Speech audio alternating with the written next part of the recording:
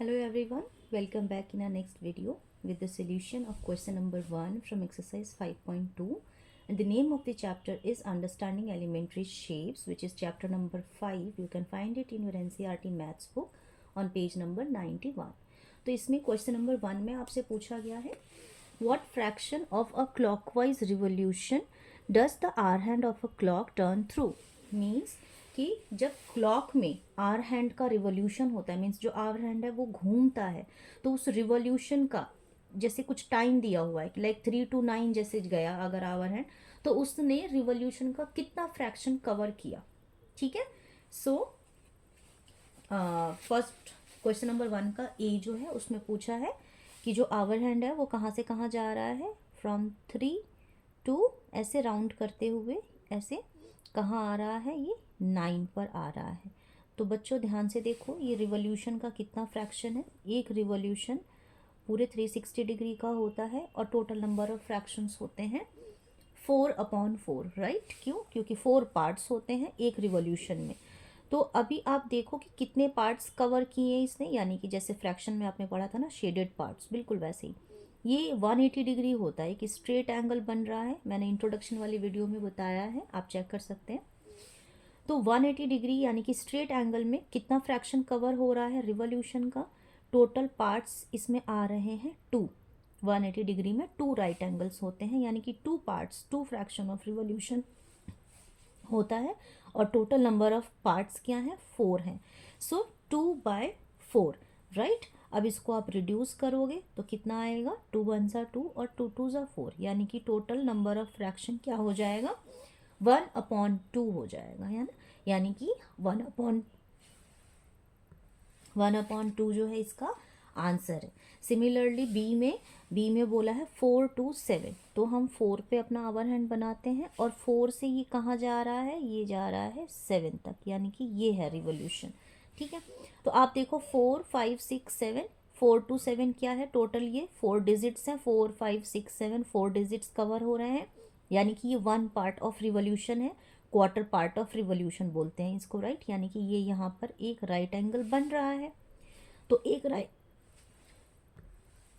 Right angle का मतलब होता है 1, और टोटल नंबर ऑफ पार्ट्स कितने हैं, 4. सो इसका फ्रैक्शन कितना हो जाएगा, 1/4 फ्रैक्शन इसका क्या है, ऑफ क्लॉकवाइज रिवॉल्यूशन ये कवर कर रहा है आवर हैंड. ठीक है. ऐसे ही सिमिलरली सी पार्ट में आ जाओ. सी पार्ट में बोला है 7 to 10, तो ये है 7 और 7 से 8 9 10 ये फ्रैक्शन कवर कर रहा है. ये इसका रिवॉल्यूशन है. अगेन आप देखो 4 डिजिट्स कवर हो रही हैं, यानी कि ये 90 डिग्री बना रहा है.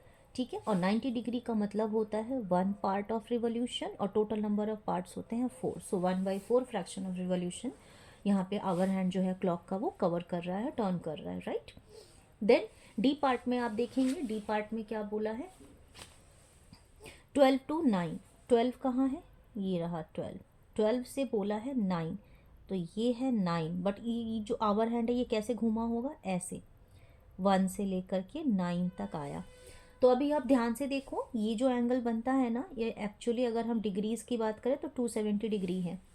और अगर हम पार्ट्स की बात करें तो आप देखो सिर्फ एक राइट एंगल, यानी कि एक राइट एंगल मतलब 1/4 पार्ट जो है रिवॉल्यूशन का वो कवर नहीं किया. बाकी कितना कवर कर लिया, 3 पार्ट्स कवर कर लिए. सो 3/4 फ्रैक्शन ऑफ रिवॉल्यूशन कवर हुआ.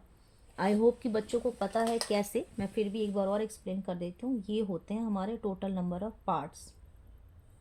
ठीक. अब आप ध्यान से देखो ये उसने कवर नहीं किया, तो कितने किए, 1 2 3. ठीक है. अब क्लियर हो गया. तो अब हम लोग ई पे चलते हैं. ई में बोला है 1 to 10. 1 कहाँ है, ये रहा 1. 1 से लेकर के 10 तक इस तरीके से आवर हैंड टर्न किया होगा और यहाँ पर आया होगा. अगेन आप देखो 1 2 3 4 डिजिट्स कवर हो रहे हैं. 1 right angle is left behind. तो टोटल नंबर ऑफ फ्रैक्शंस कितने हो जाएंगे, 3 पार्ट्स, क्योंकि टोटल 4 पार्ट्स होते हैं. एक पार्ट यहाँ पर वॉच ने क्लॉक ने जो है वो कवर नहीं किया है. तो बचे कितने, 3 पार्ट्स कवर किए और टोटल पार्ट्स होते हैं 4. So that's why 3/4 fraction of revolution. And in the last F part 6 to 3, ये है 6 7 8 9 10 ऐसे होते होते आया ये 3 तक। तो ध्यान देना ये इस तरीके से आया, ठीक। 6 से ऐसे करके आया आवर हैंड। तो अगेन 1 2 3 4 एक राइट एंगल यहाँ पर बन रहा है, जो कि जो क्लॉक है वो टर्न नहीं कर रहा है, ओनली 3 पार्ट्स कवर कर रहा है total out of 4। So I hope आप स्टूडेंट्स को बहुत अच्छे से ये समझ आया होगा। अभी हम लोग नेक्स्ट वीडियो में क्वेश्चन नंबर 2 का सोल्यूशन देखते हैं। क्वेश्चन नंबर 1 हमारा यहाँ पर सॉल्व हो गया। Till then thank you and bye bye.